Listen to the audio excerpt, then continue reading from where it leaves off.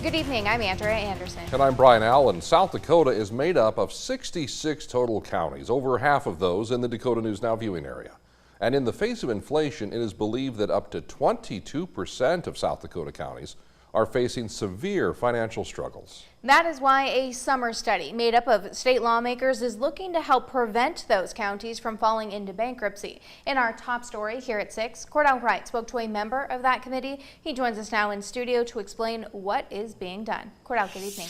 Good evening, Brian and Andrea. This legislative study committee met most recently on Wednesday to examine county revenue sources, along with the rising costs they're facing due to the services that they provide.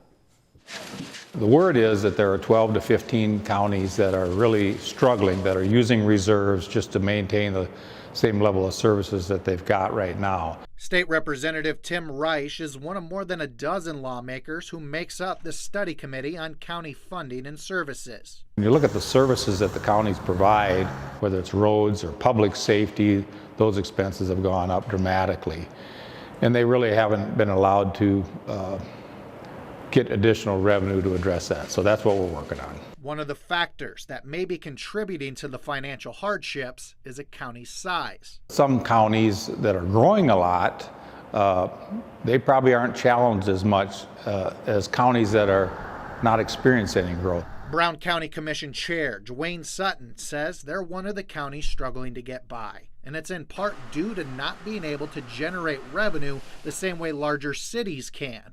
Using Aberdeen as an example, you know, they have a water fee and a sewer fee and a solid waste fee and all those things they can add on to their municipal bill, and we don't have that luxury. Both Sutton and Reich agree one way to increase revenue is by repealing or modifying Governor Bill Jankelow's Property Tax Reduction Act, which was passed in 1995.